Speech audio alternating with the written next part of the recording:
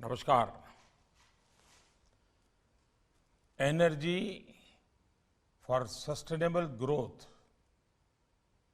ये हमारी पुरातन परंपराओं से भी प्रेरित है और भविष्य की आवश्यकताओं, आकांक्षाओं की पूर्ति का मार्ग भी है।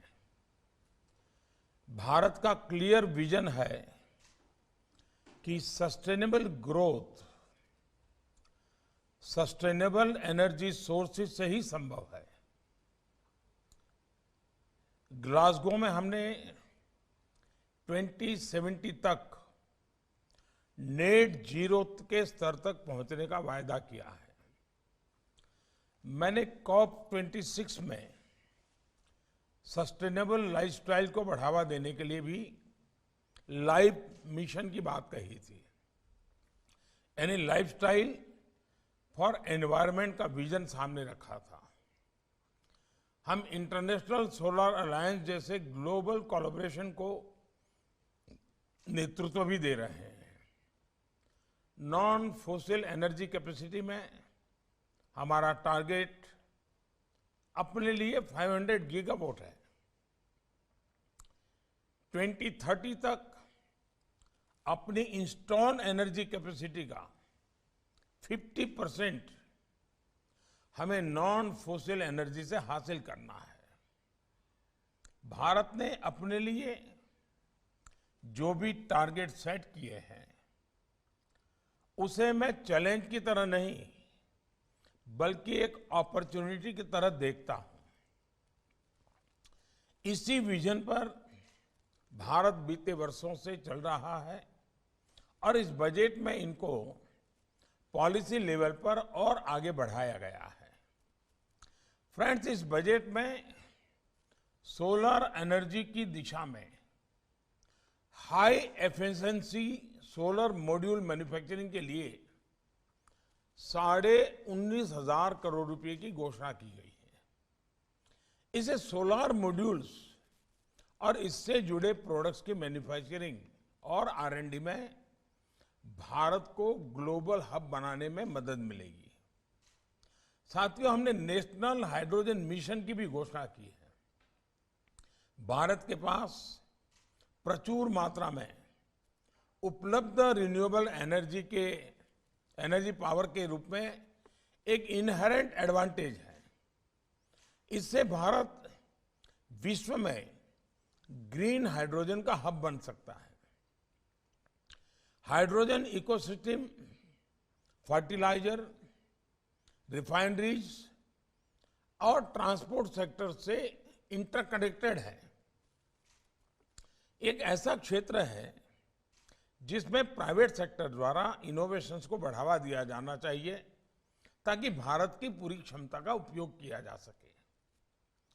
साथियों, रिन्यूएबल एनर्जी के साथ एक बड़ा चैलेंज एनर्जी स्टोरेज को लेकर भी है। इसके लिए भी सॉल्यूशन तलाशने के लिए बजट में स्टोरेज कैपेसिटी में ग्रोथ को बनाए रखने वाली बड़ी प्रायोरिटी दी गई है। इस वर्ष के बजट में बैटरी स्वैपिंग पॉलिसी और इंटर ऑपरेटिबिलिटी स्टैंडर्ड्स के बारे में प्रोविजन किए गए हैं। इनसे भारत में इलेक्ट्रिक व्हीकल के इस्तेमाल में आने वाली दिक्कतें कम होगी। प्लग इन चार्जिंग में ज्यादा समय और ज्यादा कीमत लगती है क्योंकि इलेक्ट्रिक व्हीकल की कीमत में 40-50% बैटरी की कीमत होती है। इसलिए स्वैपिंग से इलेक्ट्रिक व्हीकल की अपफ्रंट कॉस्ट कम हो जाएगी। ऐसे ही चाहे मोबाइल की बैटरी हो या फिर सोलर पावर स्टोरेज, इस क्षेत्र में भी बहुत सी संभावनाएं हैं। इन पर भी मैं समझता हूं हम सब मिलकर के काम कर सकते हैं। साथियों, सस्टेनेबिलिटी के लिए एनर्जी प्रोडक्शन के साथ ही एनर्जी सेविंग भी उतनी ही आवश्यक है। हमारे देश में और अधिक एनर्जी एफिशिएंट एसी कैसे बने, अधिक energy efficient heater, geyser oven जैसे कैसे बने, इस बारे में बहुत कुछ करने की आवश्यकता मुझे लगती है। जहां भी बिजली की खपत ज्यादा है, वहां एनर्जी एफिशिएंट प्रोडक्ट्स, इसका निर्माण हम सबकी प्राथमिकता होनी चाहिए। मैं आपको एक उदाहरण देता हूं। जब 2014 में हमारी सरकार आई तो देश में एलईडी बल्ब की कीमत 300-400 रुपये हुआ करती थी। हमारी सरकार ने एलईडी बल्ब का प्रोडक्शन बढ़ाया और प्रोडक्शन बढ़ने का स्वाभाविक था कि उसकी कीमतों में 70-80 रुपये तक नीचे आई। उजाला योजना के तहत हमने देश में करीब करीब 37 करोड़ एलईडी बल्ब बांटे। इससे लगभग 48,000 मिलियन किलोवाट आवर बिजली बची है। हमारे गरीब और मध्यम वर्ग का सालाना करीब 20,000 करोड़ रुपए का बिजली बिल भी बचा है और प्रति वर्ष करीब 4 करोड़ टन कार्बन एमिशन कम हुआ है। हमने जो परंपरागत राष्ट्रीय हमारे जहां स्ट्रीट लाइट्स होती हैं, उसमें भी 1.25 करोड़ स्मार्ट एलईडी बल्बों में बदला है। उससे भी हमारी जो स्थानीय निकाय हैं, नगर पालिका, महानगर पालिका, जहां पंचायतों में इस प्रकार के स्ट्रीट लाइट हैं, अब तक जितना काम हुआ है उसमें साल का 6,000 करोड़ रुपया बिजली के बिल में बचत हुई है इन नगर पालिकाओं को। इससे भी बिजली बची है और करीब 25 लाख टन कार्बन एमिशन भी कम हुआ है। आप कल्पना कर सकते हैं कि इस एक योजना ने पर्यावरण की कितनी बड़ी रक्षा की है। साथियों, कोल गैसिफिकेशन, कोयले का एक विकल्प के रूप में हम सोच सकते हैं। इस साल के बजट में कोल गैसिफिकेशन के लिए 4 पायलट प्रोजेक्ट्स रखे गए हैं, जिसमें टेक्निकल और फाइनेंशियल वायबिलिटी प्राप्त करने को बल मिलेगा और इसमें इनोवेशंस की जरूरत है।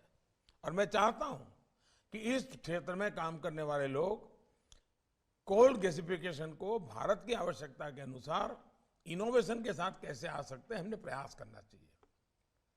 ऐसे ही आप देखते हैं बड़े मिशन मोड में इथेनॉल ब्लेंडिंग को भी निरंतर बढ़ावा दे रही है। इस बजट में अनब्लेंडेड फ्यूल पर एक्स्ट्रा डिफरेंशियल एक्साइज ड्यूटी का प्रोविजन किया गया है। हमें अपनी शुगर मिल्स और डिस्टिलरीज को और अधिक आधुनिक बनाने की जरूरत है। इसमें भी टेक्नोलॉजी अपग्रेडेशन आवश्यक है। इसके लिए हमें ऐसे डिस्टिलिंग प्रोसेसेस पर काम करना होगा जिनसे पोटाश और कंपोस्ट बायोगैस जैसे बाय प्रोडक्ट्स भी हमें अतिरिक्त प्राप्त हो। कुछ सप्ताह पहले मैंने वाराणसी में और अभी कुछ दिन पहले वो इंदौर में भी गोवर्धन प्लांट का उदाहरण किया है। क्या अगले 2 साल में देश के 500,000 ऐसे गोवर्धन प्लांट प्राइवेट सेक्टर द्वारा स्थापित किए जा सकते हैं?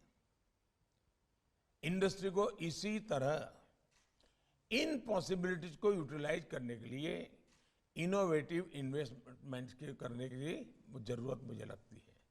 फ्रेंड्स, हमारी एनर्जी डिमांड लगातार बढ़ने वाली है, इसलिए रिन्यूएबल एनर्जी की ओर ट्रांजिशन भारत के लिए और भी अहम है।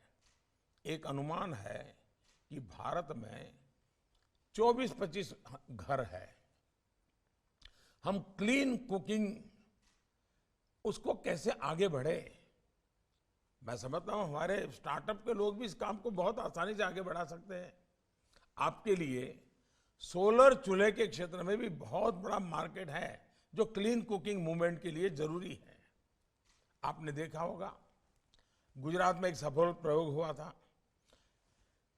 पानी की जो कैनाल्स है, नहर है, उस पर हमने सोलर पैनल लगाई। जमीन का खर्चा बच गया, पानी की बचत हो गई, बिजली भी उत्पादन हुई, यानी मल्टीपल बेनिफिट हुए। ऐसे ही प्रयोग अब देश में अन्य जगहों पर नदियों में, झीलों में भी किया जा रहा है। हमें इसको भी और ज्यादा बढ़ाना चाहिए। एक और काम घरों में किया जा सकता है।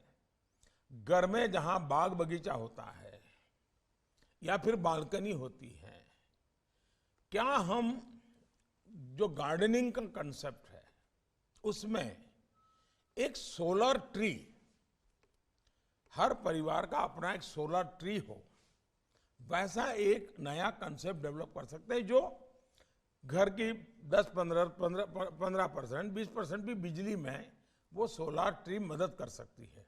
और घर की पहचान भी बन जाएगी कि भाई ये सोलर ट्री वाला घर है, यानी ये एनवायरनमेंट के प्रति जागरूक नागरिकों का घर है। एक समाज में विशेष क्रेडिबल सोसाइटी के रूप में हम डेवलप हो सकते हैं और इसको बड़ा इजीली और बड़ा ब्यूटीफुल भी बनाया जा सकता है। तो सोलर ट्री के कंसेप्ट को मैं तो हमारे जो कंस्ट्रक्शन और की दुनिया के लोग हैं, बिल्डर लोग हैं और आर्किटेक्चर हैं, उनसे भी मैं कहूँगा कि घर के कंस्ट्रक्शन में एक नया तरीका हम ढूंढ सकते हैं क्या। हमारे देश में माइक्रो हाइड्रल प्रोडक्ट्स भी उसके बहुतायत में मिलते हैं। उत्तराखंड हो, हिमाचल में हम देखते हैं कि घराट नाम की पंचक्की बहुत होती है। माइक्रो हाइड्रल प्रोजेक्ट्स पर और रिसर्च करके हम इनके इस्तेमाल से भी बिजली उत्पादन कैसे बढ़ा सकते हैं, इस पर भी काम किया जाना चाहिए। दुनिया में हर प्रकार की प्राकृतिक संपदा की, नेचुरल रिसोर्सेज की शॉर्टेज होती जा रही है। ऐसे में सर्कुलर इकोनॉमी समय की मांग है और ये जीवन का अनिवार्य हिस्सा बनाना ही पड़ेगा। हमारे लिए हर क्षेत्र में इनोवेशन बहुत जरूरी है, नए प्रोडक्ट्स जरूरी हैं और मैं देश के प्राइवेट सेक्टर को भरोसा देता हूं कि सरकार आपके प्रयासों में आपके साथ खड़ी है। हम एकजुट प्रयासों में इस दिशा में न केवल अपने लक्ष्य हासिल करेंगे बल्कि पूरी मानवता का भी पथ प्रदर्शन करेंगे। साथियों, मैं ये भी कहना चाहूंगा कि आमतौर पर बजट बनने से पहले बहुत चर्चाएं होती हैं। हमारे टीवी चैनल्स वगैरह सब उसमें काफी बिजी होते हैं, एक अच्छा मंथन होता है और उसका बजट को भी थोड़ा लाभ होता है। बजट बनाने में कोई अच्छे आइडिया मिलते हैं। लेकिन अब हमने फोकस किया है, चलो बजट बन गया, अब बजट में कोई परिवर्तन होना नहीं है। पार्लियामेंट की वो अमानत होती है, पार्लियामेंट तय करती है। हमारे पास 2 महीने का समय होता है बजट इंप्लीमेंट करने के लिए 1 अप्रैल से। इस 2 महीने का उपयोग हम इंप्लीमेंटेशन के रोड मैप पर बल कैसे दें और योजना अच्छे से अच्छे ढंग से कैसे हम लागू करें, बजट का अच्छे से अच्छे ढंग से उपयोग कैसे करें। सरकार की सोचने का तरीका और फील्ड में काम करने वाले व्यापार जगत के तरीके में काफी अंतर होता है। इस सेमिनार से उस अंतर को पाटने का प्रयास है। जो स्टेक होल्डर्स हैं उनकी थिंकिंग प्रोसेस और सरकार में जो निर्णय करते हैं उनकी थिंकिंग प्रोसेस, उसमें अंतर विरोध नहीं होना चाहिए, उसमें फासला भी नहीं होना चाहिए। अगर ये होता है तो चीजें बहुत जल्दी लागू होती है। कभी कभार एक आध वाक्य ऐसा आ जाता है फाइल में कि फिर उसको करेक्ट करने में 6-6, 8-8 महीने लग जाते हैं, बजट का टाइम ही पूरा हो जाता है। हम इन गलतियों से बचना चाहते हैं और इसलिए ये जो हम वेबिनार कर रहे हैं उसमें हम सरकार की तरफ से आपको ज्ञान परोसने के लिए नहीं कर रहे हैं। हम बजट क्या है वो समझाने के लिए नहीं कर रहे हैं, हमसे ज्यादा समझ आप समझ चुके हैं।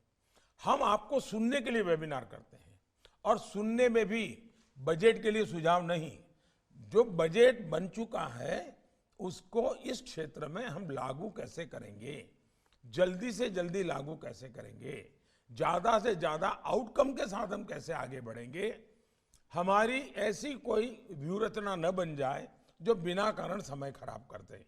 और इसलिए तेज गति लाने के लिए मैं चाहता हूं कि आप लोग कॉन्क्रीट प्रैक्टिकल एग्जाम्पल और सजेशन के साथ इस वेबिनार को सफल बनाएं। मेरी आपको बहुत शुभकामनाएं हैं। बहुत बहुत धन्यवाद।